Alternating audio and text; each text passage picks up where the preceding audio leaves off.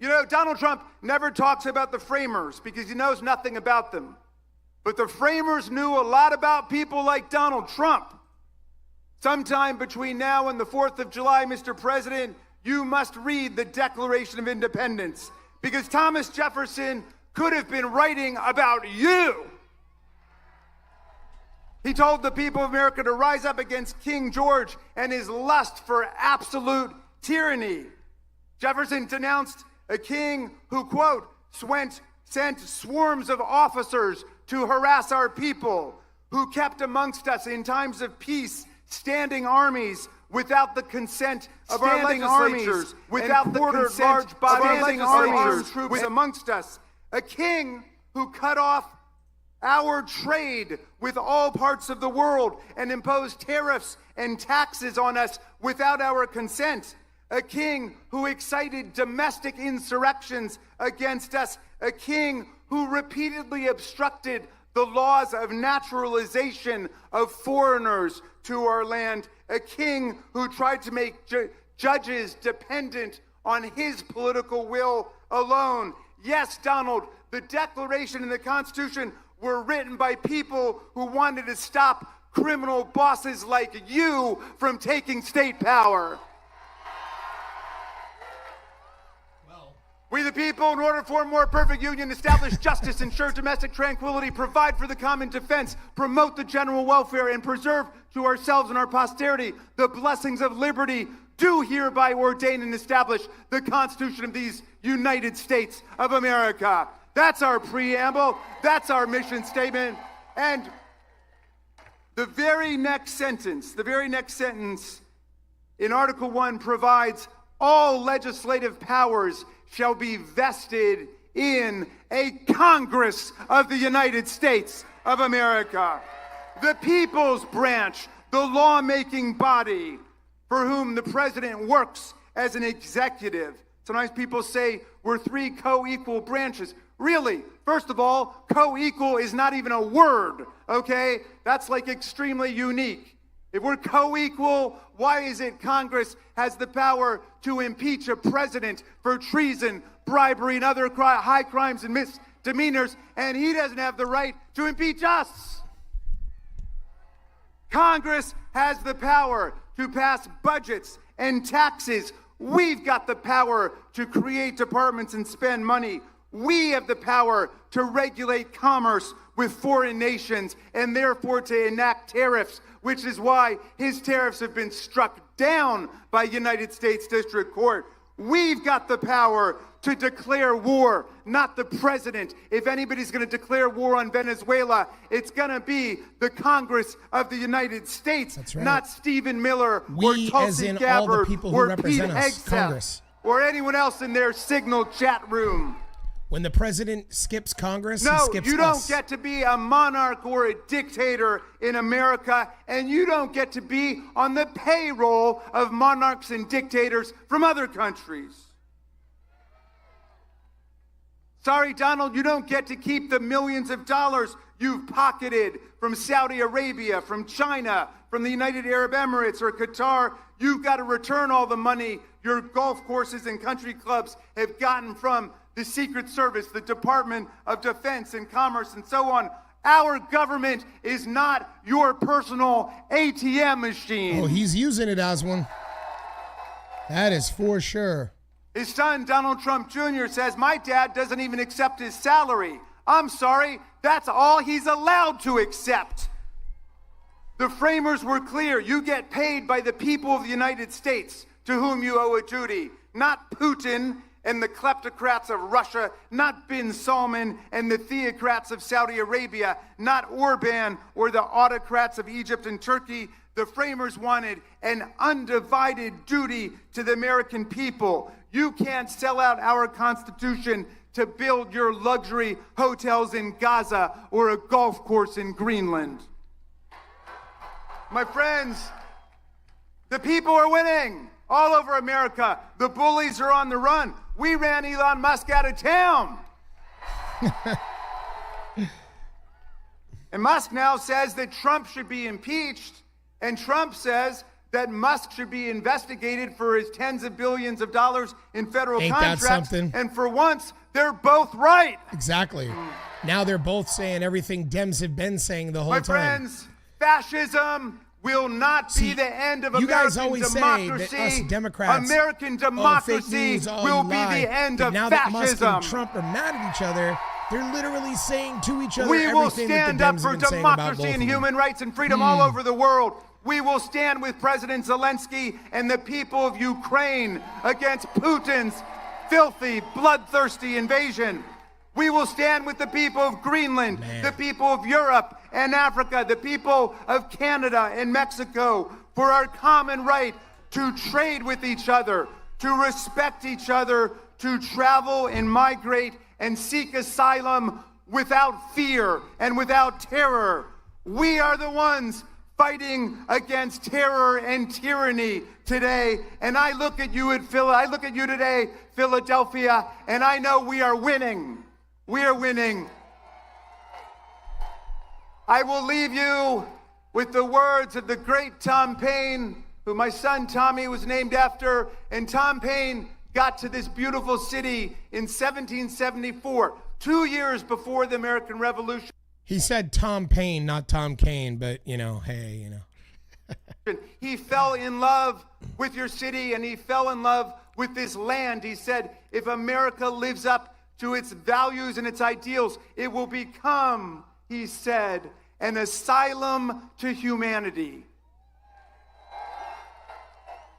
Not an insane asylum, mind you, okay? A place of refuge for people seeking freedom from religious and political and intellectual and economic repression from around the world. And then he wrote the greatest pamphlet in our history, Common Sense, which ignited the American Revolution against the kings and the queens and the lords and the dictators. But 1776 was a tough year, and the country was split down the middle, and half of the people were saying, you can't beat the greatest military empire that ever existed. You can't overthrow a tyrannical king. It won't work, they said. But half the people said, let's give it a try. Let's pledge to ourselves, our lives, our fortunes, our sacred honor to build a government that rests on the consent of the governed and the rights and the freedoms of the people. But in 1776, Paine wrote another pamphlet called The American Crisis to give people hope, to see it through all the way. And I'm going to quote a little passage for you. I'm going to update the language pursuant to instructions from Nancy Pelosi, because she said Tom Paine was a feminist and he wouldn't mind. And that he was fighting for women's voting rights in the 18th century. But Paine said this. He said, these are the times that try men and women's souls. The summer soldier and the sunshine patriot will shrink at this moment from the service of their cause and their country. But everyone that stands with us now will win the love and the favor and the affection of every man and every woman for all time. Tyranny, like hell, is not easily conquered, but we have this saving consolation. The more difficult the struggle, the more glorious in the end will be our victory. That victory will be ours, Philadelphia. Thank you, Indivisible. Thank you, Philadelphia. Thank you, America.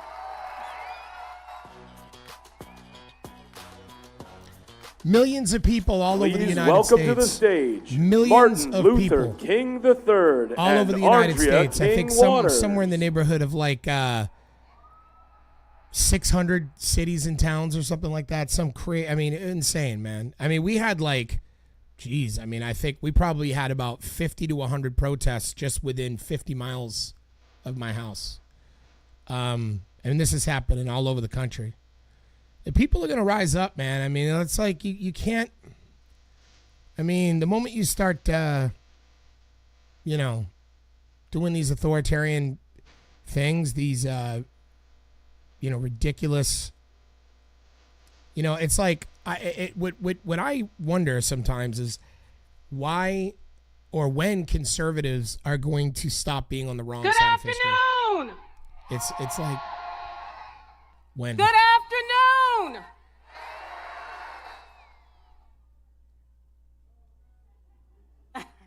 Two years ago, On the 60th anniversary of the March on Washington, thousands gathered on the mall, not in commemoration, but in rededication. It was a magnificent sight. All ages, young and old, in every color imaginable. Families, sororities, fraternities, activists, and everyday people. Not one instance of violence in the sweltering heat. People unrolling prayer blankets towards Mecca, others walking to tents to observe Shabbat. It was a beautiful day. It was. And 700 miles away in Jacksonville, Florida, a gunman with a swastika carved into his weapon opened fire in a predominantly black community and shot dead 3 people. Same day, same country. A tale of 2 Americas, much like the tale of 2 wolves. You all have heard the story, right? We talk about it a lot in our home, and it goes that a Cherokee grandmother told her granddaughter about a battle that goes on inside every person. My child, she says, the battle is between 2 wolves. One is full of anger, division, chaos, greed, arrogance, self-pity, resentment, lies, false pride, superiority, and ego. The other is full of joy, peace, love, hope, serenity, community, kindness, benevolence, empathy, generosity, truth, compassion, and faith. The granddaughter thought for a moment and asked, well, which wolf wins? The grandmother pulled her close and said, the one you feed.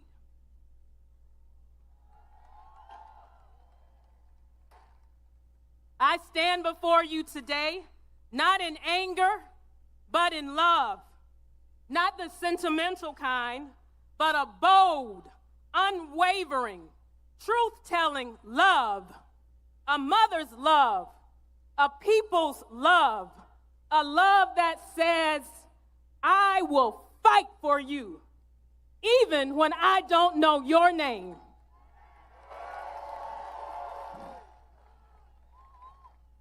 Because your liberation is bound up in mine. We gather at a crossroads, one that asks us once again, is this America? Is this America when tanks roll through our neighborhoods, but healthcare doesn't? Is this America when flash bombs fall on peaceful protesters, but not on injustice? Is this America when the First Amendment is honored in print, but punished in practice? Let me be clear. This is not patriotism. This is performance. This is not leadership. This is illusion. And this, my brothers and sisters, is not democracy. This is a creeping shadow of authoritarianism, cloaked in power and pride. But we will not be deceived by noise and spectacle, because the true strength of this nation is not in its missiles, but in its morality.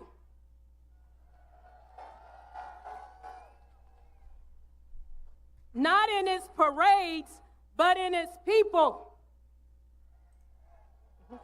Not in fear, but in freedom. Lance, you saw that MAGA guy in my live earlier? It's been a long few months. So stupid. And I'm rich as fuck. So many of us talking about that's what the MAGA movement really would love to hear you say. But when I Idiot, despair, agitator. I remember the words of Gandhi. There may be tyrants and murderers, but in the end, they always fall.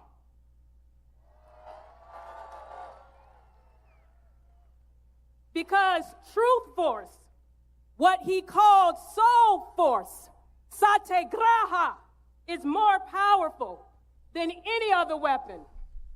That's the force of love. That's the force of justice. That's the force of everyday people saying enough. So I ask you again, where do we go from here? Chaos or community? That's right. We choose community.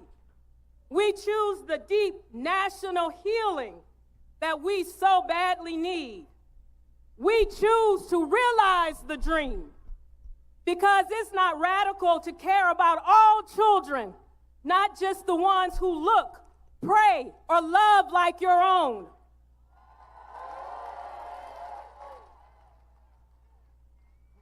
It's not radical to believe in the words carved on the base of the Statue of Liberty.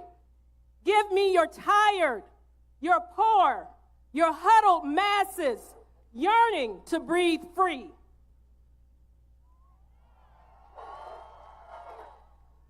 It's not radical to serve, to protect, to protest, to love. No, it's not radical. It's American. And that's why we're going into communities across this country, not with closed fists or with tanks, but with open hearts and open arms. We are showing up with truth in our hands and love in our voices because we love this country. And we know that loving America means holding it accountable to its highest promises. My father-in-law, Martin Luther King Jr., spoke of levels of love, the highest being agape, and the highest level is not passive. It's a force that challenges systems, not just sentiments. That's the love that we need now. That's the love that will unify us.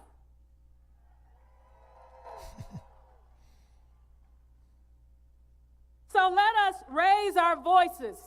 Not in hate, love that sign. But in hope. Let us march, not to divide, but to build. Let us love, not to escape the struggle, but to endure it together.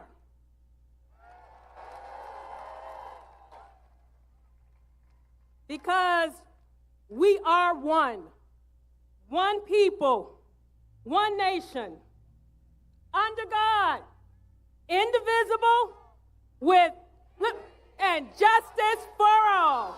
Thank you. I saw a sign today that was the funniest. It was the funniest sign that I've ever seen at a protest. I don't know why it hit me, but I belted out loud. I laughed so hard. But one of the people at the protest today in Beverly Hills had a sign that said, "Get your tiny hands off my democracy."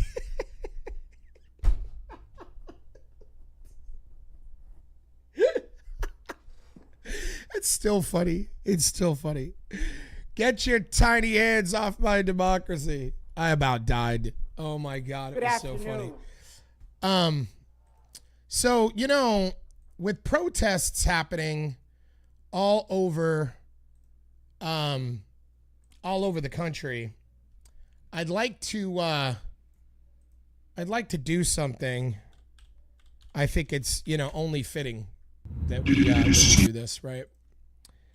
Oh no, let's see here.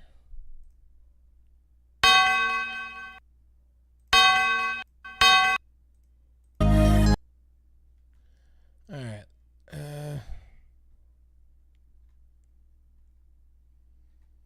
I was gonna try to see if there was a way to pull up. Hold on.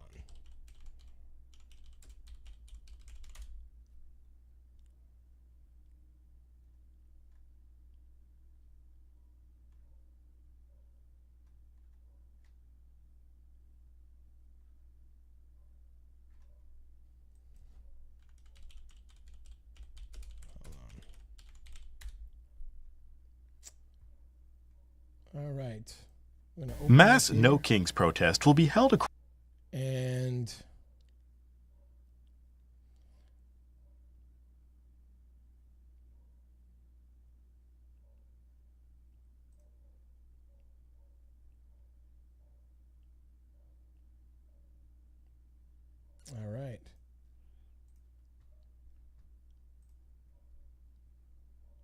So I'm going to move this over here. And here's what we're going to do. All right. I think that this is very important that we do this because, you know, with millions of people all over the United States right now, millions of people protesting in 600 cities and towns across the country on today, basically, wanting to, basically telling Trump to go fuck himself and wanting him out of office and, trying to defend against his fascist regime. I think it's very important that that we do this. So if you'll give me a moment. Happy birthday to you. Happy birthday to you. Happy birthday, dear Donald Trump, fascist prig. Happy birthday to you. Happy birthday to you. As protests are up all over the country, happy birthday to you. As everyone hates you and wants you out of office, happy birthday, dear Donald Trump, who had to pay people to come to his parade. Happy birthday to you. Woo! Happy birthday, fuckface. So, now that we get that out of the way, I want to address something. I see some of you are amused. So check this out. I want to have a conversation here for a minute with you guys. I'm going to open this up here, move it over. Let's see. Okay, so I want to talk about my stream last night, and I want to talk about what I'm going to start doing moving forward. So I want to make everybody understand that the initial following that I had on my YouTube channel, a few thousand people who followed this channel, they followed it because 15 to 20 years ago, 15 years ago-ish, whenever YouTube had came out, I was a rapper that went by the name of Poverty. I was a homeless kid who rapped, and it's a whole thing. And a bunch of people in the Northeast, namely Massachusetts, Maine, New Hampshire, that area, were fans of mine. And no doubt were fans of mine, I guess, because I was white and I rapped a lot about white problems. Or not really white problems, but I rapped a lot about my problems that were the problems of a white guy, maybe relatable to other white men. But in any case, these guys have now grown up to become diehard MAGA supporters. Many of them who used to love hip hop, who used to love the stuff that I was talking about, many who were a part of the hip hop culture, which is so crazy to me. And like now they're like totally brainwashed to being like 100% in support of MAGA, no matter what Donald Trump does, no matter how egregious, no matter what he does, there's just no change in their minds. And these people, many of which come from nothing like me. They come from having nothing. And because of that, they see that in my life, I came to California, I started a business, I did fairly well for myself, and I continue to do fairly well for myself. I went on to make an award-winning movie. I went on to do so many amazing things, get a rap record deal, all kinds of stuff.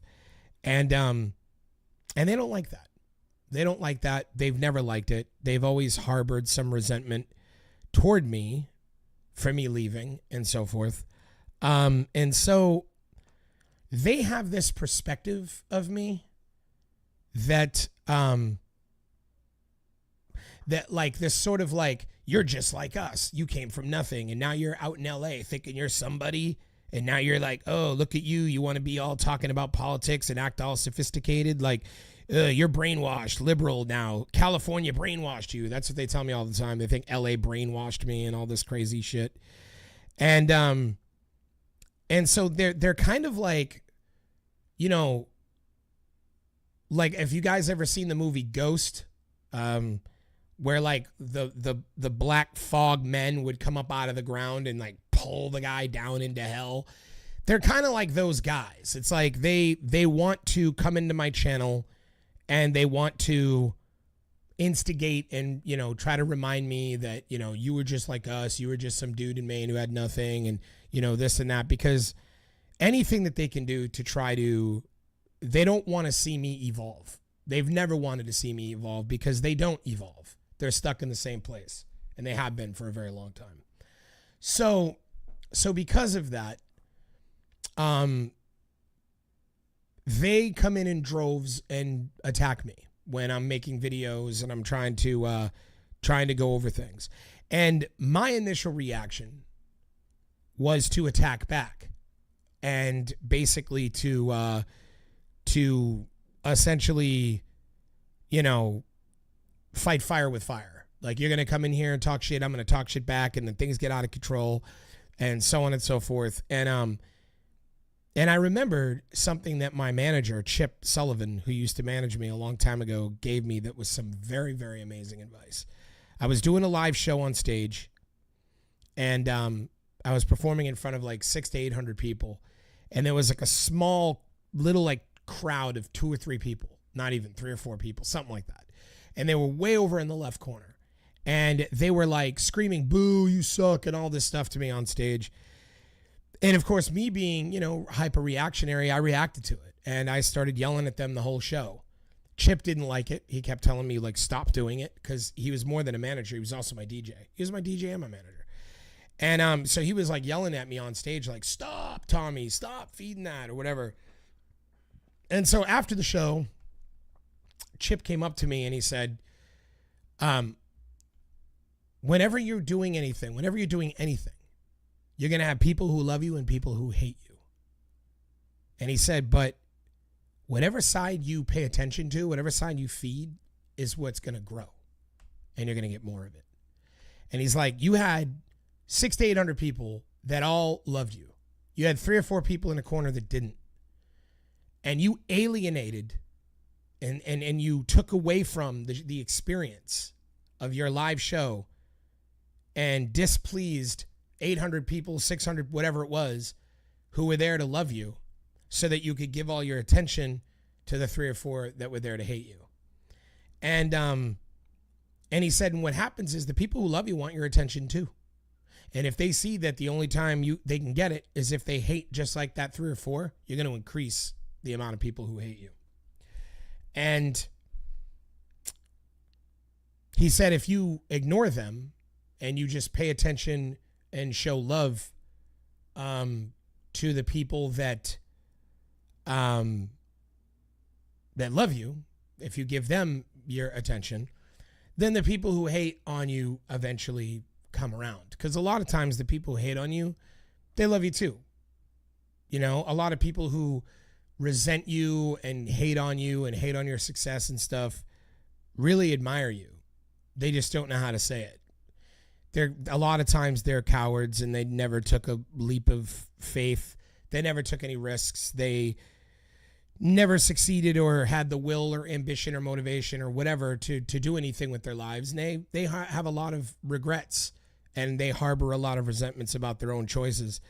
And so they sort of misplace that anger by attacking you, you know, and especially if you're a daredevil, courageous, willing to put yourself out there. And like this, you know, I come on here and I put myself out there to be judged, to attacked, you know, people to argue, whatever. But that's the I'm willing to do that. I'm willing to take that on. It's called vulnerability, and I'm not afraid to do that. You know what I mean? Mike Tyson, actually said something to the effect one time where he said, it's always the guy in the nosebleed seats that wants to yell about how bad the fighter can fight, but he'll never get in the ring a day in his life, you know. And that's what this is. This is getting in the ring. And I've always gotten in the ring, you know, even from when I was homeless on the street. I was always willing to take a risk to be able to, you know, say, okay, I'm going to get a record deal. I went to Los Angeles without knowing anybody. I slept outside of the record label building and just to meet the executive, just to try to get a deal. You know, I took major, extraordinary risks and I wasn't afraid, and I put myself out there and it paid off dividends. And I, you know, when I went to go make my movie and direct my first film, I was scared shitless, but I did it. You know, everything that I've ever said that I was going to do took a lot of work and a lot of courage, and I did it, and that's it. I wasn't afraid, and I took it on, and that's the risk that you have to be willing to take those risks to be able to get any sort of success in life. And a lot of these people just they got into their comfort zones and they just wrote it out. And so because of that, I have decided from here on out that, based on my manager's advice, who used to manage me, that I do not want to pay attention anymore to those that come here to do that. I don't want to give them any attention. I want to act like they're not even here. I don't care how many comments they leave in the comment section. I'm not going to allow them to derail my content or derail what it is that I'm trying to do. This is my show, and I'm in control of it, and I'm in charge of it, and I'm going to do my show that I came to do. And if you don't like it, or if you don't like what I have to say, then watch somebody else. But I'm going to do my show. And that's where I'm at. That's where I'm at with it. So, that being said, on a much lighter note, it is Trump's birthday today. And I think that everyone in America, respectfully, because it's his birthday, that everyone in America, respectfully, for the President of the United States, they should go out there and, as a show of respect, hold up a big giant middle finger and tell him to go fuck himself. And that's pretty much where I'm at. Some of those that work forces are the same that burn crosses. So, guys,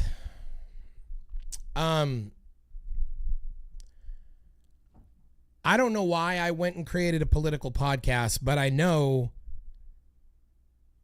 that you have to, I mean, our civilization has to really be on the brink of some crazy shit to get me to sit here and talk about this shit all day long and every day. It really does. It really fucking does.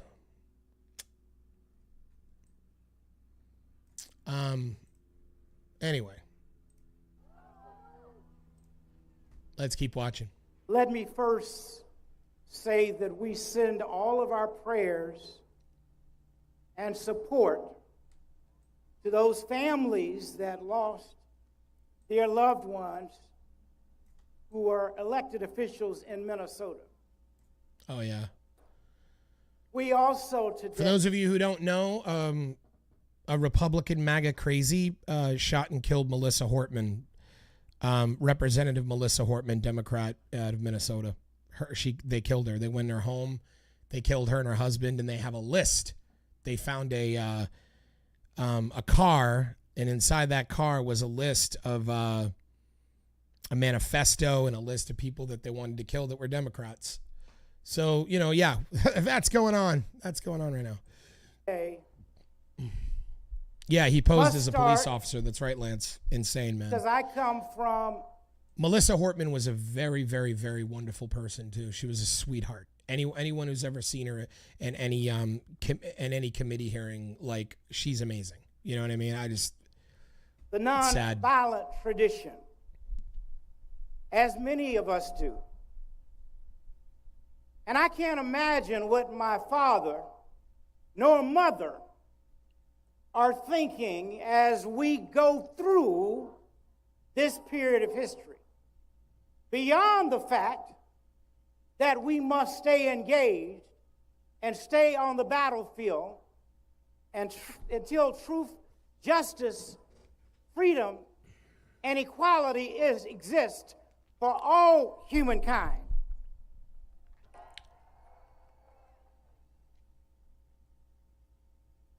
It also I am requires unity. deeply honored to stand with you today in the city of brotherly love. A city steeped in the dream of liberty, a city that birthed a nation, and a city that has long carried the flame of resistance in the face of oppression. Philadelphia, you are no stranger to struggle. You were a sanctuary for runaway slaves, a refuge for the righteous abolitionist, a crossroads for the Underground Railroad, and today you are once again a sacred ground where justice calls and freedom answers.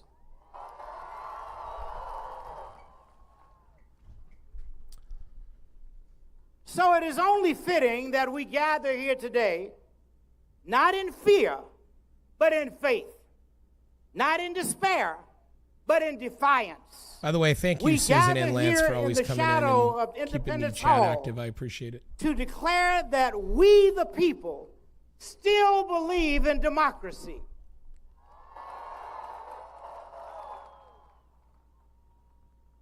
We still believe in justice. And we still believe in a nation without kings, without tyrants, without rulers who place themselves above the law. We are here to say this land belongs to the people. Understand that Trump is extremely unpopular.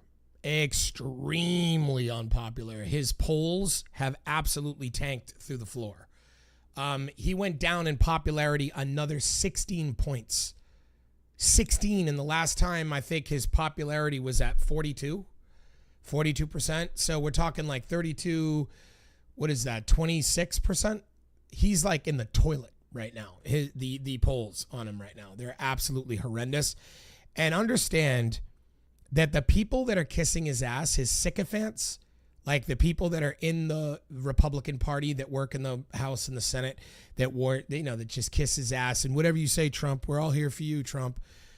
That's only going to happen until these polls now that they're where they are, now that these Republican conservatives are going to start realizing that their careers are on the line and that they're about to lose everything that they have politically, because people are going to just be like, we don't want nothing to do with you. You were a part of the fascist Trump movement. And that's going to result in them never being able to work in Washington, D.C. again. And they know this. So as Trump continues to become more and more unpopular, this is going to cause more people to speak out against him, including conservatives. And another thing, if you could picture this, right? A bully, right, on a schoolyard. Let's say you're all in a schoolyard and you got a bully, right? And that bully threatens everybody. I'll punch you. I'll smash you into lockers. I'll do this. I'll do that. And everybody's like, oh my God, he's so scary. He's so scary. But then one day you see some kid go up to him and punch this bully square in the face. And the bully doesn't do anything. He doesn't fight back. He doesn't do anything. Everybody's like, huh. And then a few days goes by and another kid decides to call the bully out because of he saw what the other kid did. So he's like, the other kid did it, I'm going to do it. So he punches the kid in the face. And again, the bully just doesn't do anything, just stands there. The whole school kind of starts to know now that there's nothing to be afraid of. And now this kid's going to start getting his ass kicked every day because they're going to start realizing, damn, we thought you were a bully. We were all afraid of you, but now we realize you're a punk. You have no fight. You have no balls. You have nothing, right? It's kind of the same thing. It's like now that, they saw Bernie Sanders and AOC out there, doing the oligarchy tour. Everybody was like, oh my God, we don't want to have anything to do with those guys. We got to distance ourselves away from those guys, man. We can't have nothing to do with those guys, right? And obviously because they were like, they're going to be in trouble because Trump's crazy and he's a fascist and authoritarian and he doesn't care. I mean, they were literally abducting people and shipping them to El Salvador with no due process. So even senators were like, I don't want Trump shipping me out of the country. Nobody really knew what he was capable of, whether he'd go like real full dictator or what was going on. They didn't know. And what we have seen repeatedly, what we have seen happen is little by little, Bernie and AOC are totally fine. Totally fine. And then, a couple other people come out and they speak out against him and then nothing happens. And now all of a sudden there was this war with Gavin Newsom. And Gavin Newsom, they even pushed the envelope and said, Tom Homan came out and was like, I'll arrest Gavin Newsom. And then Trump comes out and says, I think you should arrest Gavin Newsom. Arrest our governor, California. Insanity, right? And Gavin Newsom says, go ahead, arrest me. You know where I'm at. Come on. Whatever. Come on, tough guy. What are you going to do? Right? And then nothing happened. Tom Homan comes out, immediately changes the statement. We're not really going to arrest Gavin Newsom. Because they knew they would have never, ever even had a remote chance in court to win that. They knew, right? So we've seen this time and time again. Even Trump now coming out in reverse of his immigration policies. He's coming out now, there's businesses calling me now and hotels and farmers and restaurants. And they're saying, hey, man, you're taking away our workers. I mean, I don't know if we should do that. We should let people who've been here 15, 20 years undocumented live here. Oh, you mean like what the Democrats have been saying all along? The people that aren't criminals? And all of a sudden Trump changes his tune and comes out and says that, right? And this is like what we're witnessing. What we're witnessing is that he likes to push the envelope. He likes to push the envelope, but the second that we call him out on his punk shit, he backs down. The courts told him that he broke the law and that he needed to bring back Garcia, and he did, Abrego Garcia. And the courts, it took him a while, but they did. The courts have just told them that they need to bring back all 140 Venezuelans that they illegally deported. The courts decided on that, and that was an appellate decision. So he's going to absolutely have to do that. And of course they will. They're not going to not do it, because the truth of the matter is, and this is what we're seeing, is that he's a bully and he wants to scare people. He loves to be called a fascist. He loves to be called a dictator. He wants everybody to be frightened. He wants you to be scared and think that he's going to trample the Constitution and do all this stuff to you. But the truth of the matter is, the laws are going to hold. Our institutions are going to hold. Understand that. 100%. Okay? So if you're freaking out and you're really concerned right now and you really believe that America is going to be a fascist regime and all of this stuff, I'm here to tell you, I don't think that's going to happen. And I'm going to tell you why it's not going to happen. You're looking at why it's not going to happen, because the people won't allow it to happen, because the laws that govern the country do not break, they do not bend, they don't disappear. They are stolid. They are not going anywhere. And make sure also that you understand that in America, as we all know, law is king. We don't have a person that rules the United States. We have law. Law rules the United States. And how do you get something to become law? You ever heard the term, it takes an act of Congress? There's a reason why whenever something's really, really, really hard to do, people say, Jesus, you can't do that, man. It takes an act of Congress. It does. It takes an act of Congress. And the reason why they say that is because it's very difficult to get a law passed, and it's very difficult to get a law amended, and it's very difficult to get a law reversed or thrown out or removed or whatever. And the reason why is because of checks and balances, and because that process is meant to be difficult, because law is king. And if law is king, and it's shaped by, or if laws are passed or amended or removed by lawmakers like senators and Congress people, House of Representatives, those people represent their constituents in their districts. So therefore, America and the citizens of the United States determine what law is in this country. We determine it through checks and balances, a democracy. We have all these representatives who represent every district in the United States, and then we have senators who represent their districts in the United States. And they represent their constituents, their voters, their citizens of that district, of that town, or whatever. And when we yell at them and say, this is what we want, they go and they fight for what we want, or they're supposed to, unless they get bribed by billionaires, which is kind of the whole problem with American government. The only problem. And what I tell MAGA on a regular basis is that where you want to blame immigration for all your problems, you really hate capitalism. Where you want to blame the media for being liars, you really hate capitalism. MAGA fundamentally has something against capitalism. They do. I mean, they fundamentally have a problem against capitalism. And the reason why that is because why does the media lie? For money. Because they're a profitable organization. They sell advertisement space.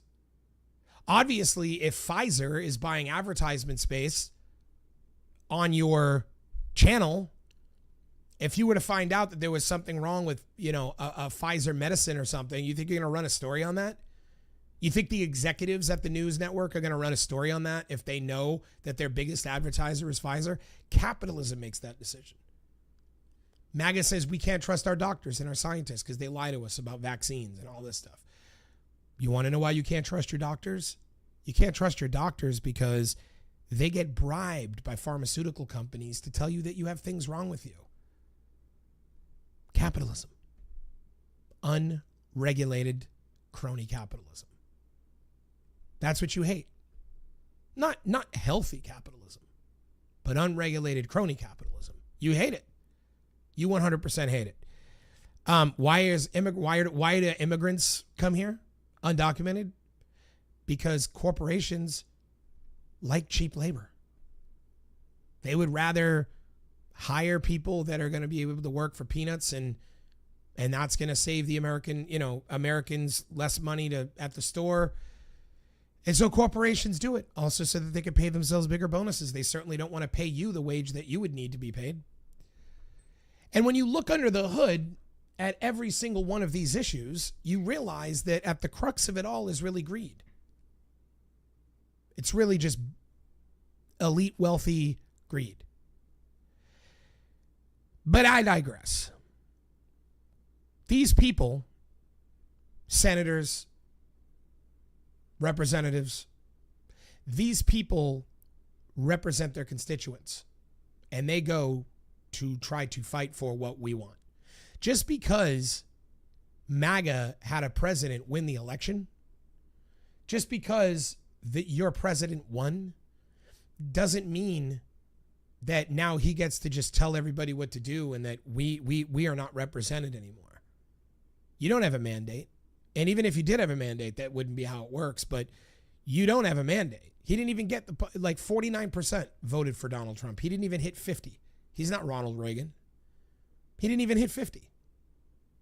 So understand that Donald Trump, this idea that everyone in America wants him to do these things is it's absolutely a facade.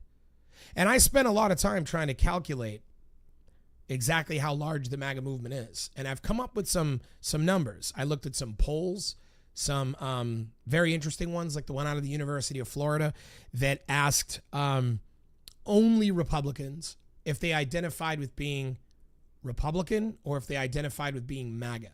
And 33% of them said MAGA. Now, if you look at the numbers across the board of the 77 million people that voted for Donald Trump, and if you were to apply 33% as a number, but let's also keep in mind, okay? Let's also keep in mind that not everybody who voted for Trump is even a Republican. Not everybody who voted for Trump is even like, I mean, there's a lot of people that were like, you know, just kind of felt like the Democrats were just have lost their way and stuff like that. Some of those have now flipped. A lot of them are at this protest. So law is king of the United States. Law. And it doesn't bend. It doesn't break. And no matter what, that will always hold. Our institutions will always hold. Time and time and time again, every 30 years, there's an authoritarian push in this country. They try to keep black people from having rights in the civil rights era. They try to keep women from being able to vote in the women's suffrage. They have a long and prestigious history of trying to be authoritarian and trying to, but it never holds. It never works. It's always, they just always get looked upon in the future as being on the wrong side of history. And people say, well, it was the Democrats that were against the civil rights movement. No, you idiots, it was the Dixiecrats. And everybody knows that the Dixiecrats went full Richard Nixon. And in that era, they all switched to the Republican Party. So they try to use a lot of like mumbo jumbo to make their arguments. But the truth of the matter is, I do believe that our institutions will hold. And I do not think that a full fascist regime will happen. However, and I want to be very clear about this, if we don't want it to happen, we need to keep doing this. We need to keep protesting. We need people outside. We need people storming the gates at Washington, D.C. We need this in every city, everywhere in the country. Everywhere. We need this. More and more and more. Go to that website, nokings.org. Sign up to that website. You know, I don't even think you need to sign up. Just look at the nearest protests that are going to be near you and when. This is not over. This is not just one thing and everyone goes home. This is going to be happening every few days, every week or so. It's going to happen consistently. Other ones over and over and over and over again, all throughout the country, repeatedly, and they're going to get larger and larger. And then come the midterms, everyone is going to vote blue. The vast majority. And I do believe that percentage of MAGA, which was my point, I was trying to go into the percentage of MAGA. I think it's roughly at about 20. I want to say MAGA is about 20 to 23% of the United States population. Significant. A definite market for sure. When you take, that was my point, is that you have to also consider how many people in America's population didn't vote, right? So when you look at the numbers, it's about 20 to 25, or 22 to 25, like 20 to 23 million people, I'd say, somewhere around there. And this is easy. We got this in the bag. We need to vote blue like crazy in the midterms, completely overwhelm the White House with Democrat seats, and start the impeachment. And the Supreme Court will have our back. I know right now it seems like they won't. I know they passed that law that makes it so that Trump can't be held accountable for a lot of the stuff that he's been doing. And that's the case. If your goal is that you want to see Trump in prison, or that you want Trump to whatever, be harmed, I know some of you do. If that's your goal, you're not going to get your goal. I'm just telling you that right now. Trump's never going to go to prison. It's never going to happen. We live in a country that favors the rich. He's too rich. And now he's even richer than he's ever been because of the scams he ran in the White House. So he's never going to prison. It's not going to happen. What you need to start doing right now, if you're a Democrat or liberal, whatever you call yourself, what you need to start doing right now is just being happy with knowing that he will no longer be the president someday. And that we'll be able to rebuild and re-put in place a proper government that wasn't dismantled by Elon Musk and Doge, that wasn't dismantled by a fascist. And this isn't going to be the end. We're going to have we already have a lot of young men, white men especially, who love Trump. And they're going to get older, and they're still going to be trying to permeate the White House. And we're going to have to be worried about this probably for another 20 to 30 years. Probably like every election for the next easy 2 decades. We're going to have to be concerned with this movement continuing to foster, because a lot of money was spent on social media and bribing podcasters and bribing people like Alex Jones and all these con artists that just spread a lot of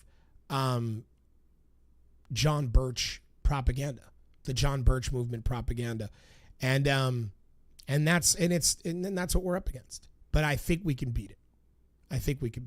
I really do. So hopefully that gives you guys a little something positive to hold on to. I sure hope you're right, Tommy. Me too. I hope I am too. I do believe that the American people have been always good throughout history. The only thing that I find strange about now more than any other time is that it was always the young people that were out protesting. It was never the older people. And now it seems to be overwhelmingly people that are like over 40. I was very surprised in Beverly Hills to see a lot of young straight white males that were against this shit, which was really cool, because there's this myth that there is no such thing. And even in this crowd that we have on the screen right now, you could see younger people that look like they could easily be in their 30s, maybe, But it does seem odd that the older people, I guess we know because we watched what social media did. We watched how it brainwashed everybody. And young people they just want to scroll on their phones. And they don't want to be bothered with any of this stuff. And to them, sometimes it's like they look at liberals as, oh, those people at school that were telling me I couldn't say things or else I was offensive. Yeah, no, I'm not supporting that. Oh, you mean the ones that want trans kids to play on sports teams with like my sister? Yeah, no. That's like all they care about. That's how they view all liberals and all liberal thoughts. They don't see it. And it sucks. But anyway. Not to the monarchs, not to the autocrats, not to strong men, but to the people.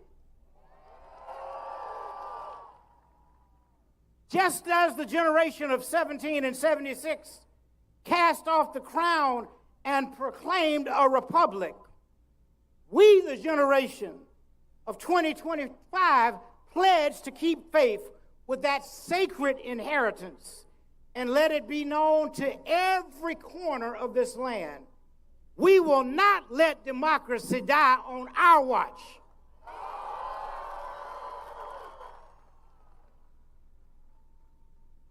Yes, we're deeply troubled, my friends, by efforts to use fear as a weapon, to use immigration as a scapegoat, to silence the voice of the people through martial force.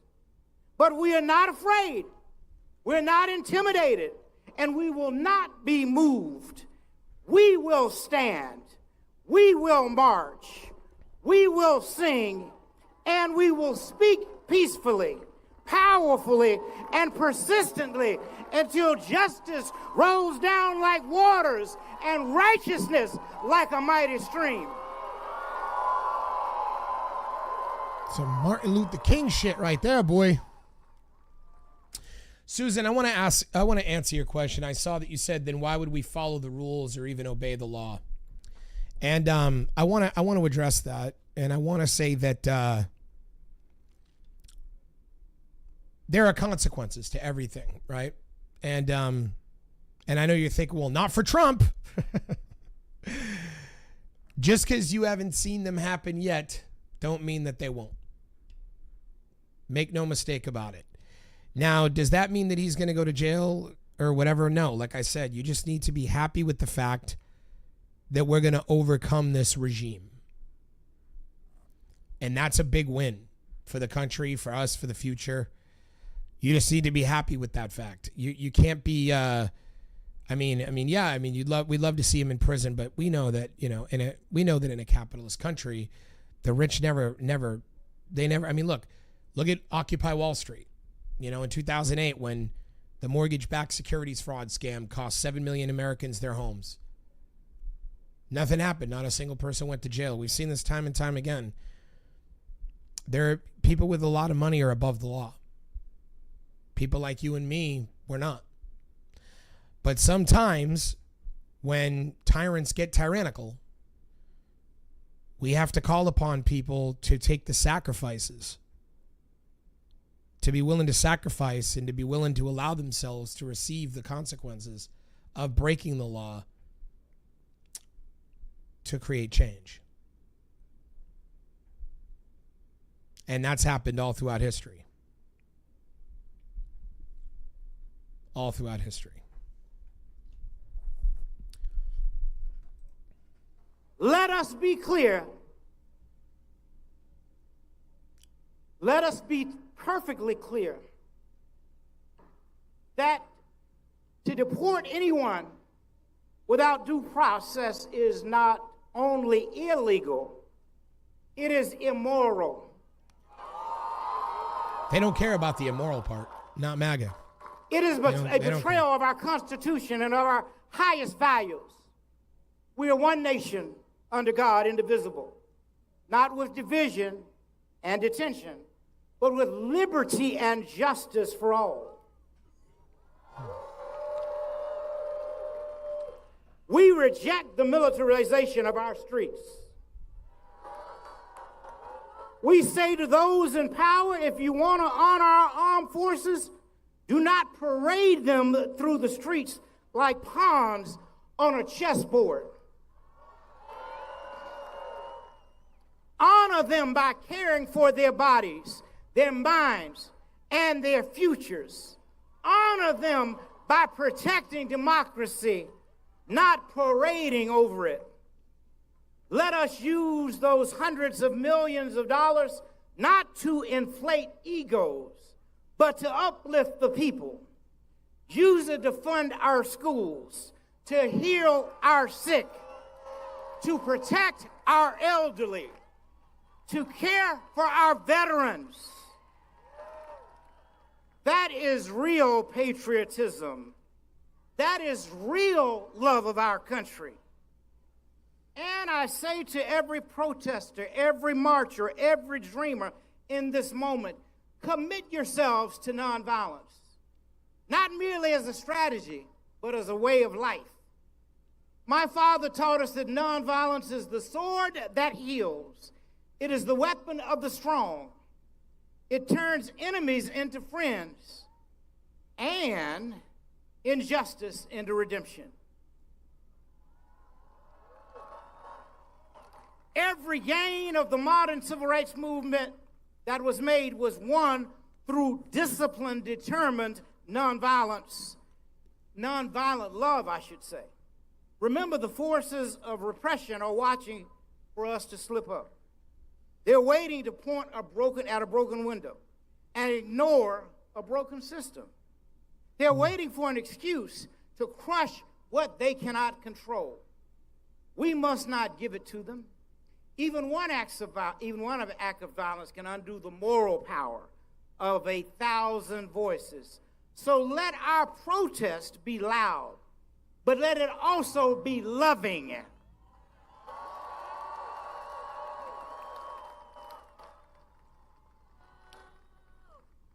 Let it be fierce, but let it be faithful.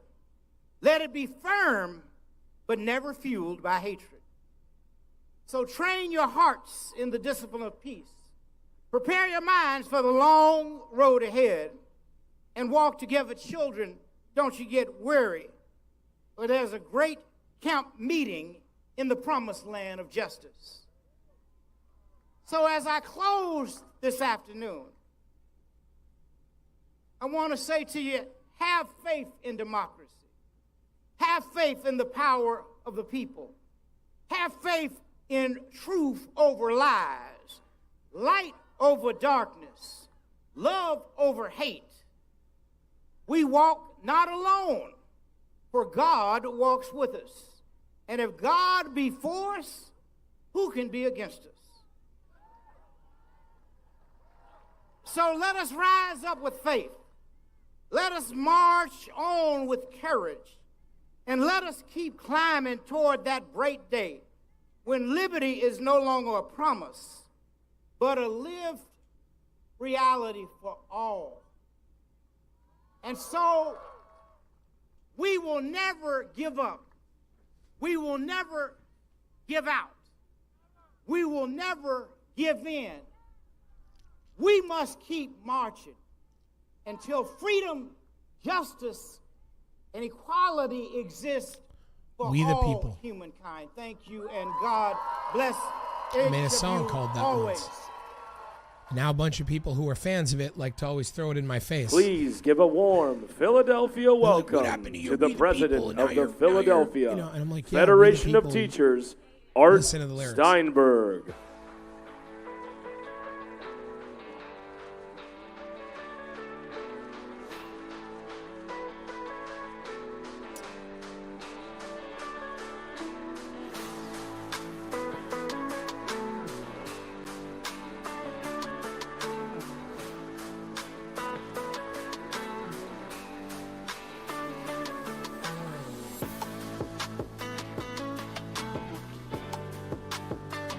All right, I'm gonna call it. You guys can continue to watch this though. This is going to be going on all night. I'm exhausted. I have gone to 3 protests today. I've been all over the city of Los Angeles, and I'm gonna leave you guys with this. I've only got 4 people in here, and I appreciate all 4 of you for being in here. And hopefully, you could. I'm sure if you're here, you probably have liked and subscribed to the video. But I just want you guys to know that I'm going to be putting a lot of time and energy into this podcast. I'm going to be revamping my apartment, setting it up a lot better so the lighting's better, so that everything's done better. And I'm going to be putting a lot of effort into upgrading this whole concept and investing in it, because I really believe in it. I really want to keep doing it. And I hope that, something could come from it. Maybe some people will support it. And, it's not going to always be grim, I don't think. I think that we have a lot of positive things to look forward to in the next year and a half. I think that a year and a half from now, during the midterms, there's a term, for those of you who've never heard it before, but there's a term called lame duck. And a president becomes a lame duck president when they're in their second term and the midterms happen, because if that president becomes unpopular, which he is, and the midterms end up being completely swinging in the opposite direction, which I am almost certain that they will, unless he tries to rig it. When that happens, nobody in the White House will care anymore about him. He'll be irrelevant, because they'll be focused on who's going to be the next president.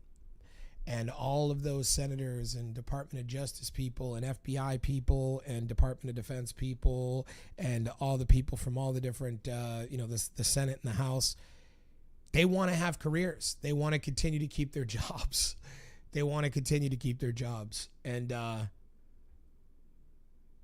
And so these people will end up not wanting to listen to Trump anymore completely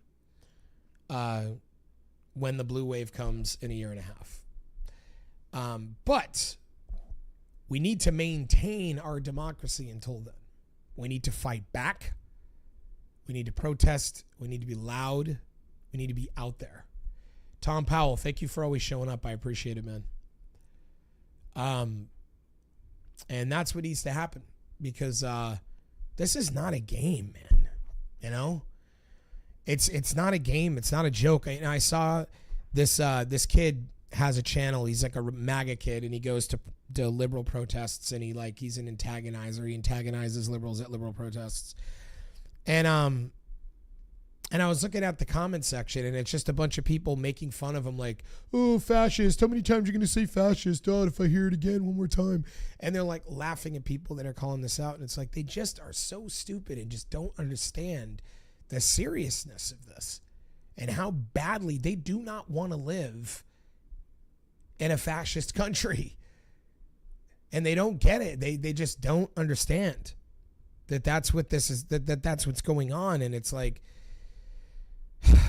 takes a lot of energy out of me, but what keeps me going is you guys who show up and give me someone to talk to.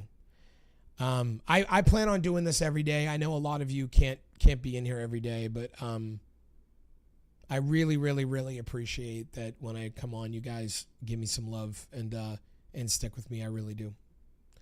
So anyways, that being said, happy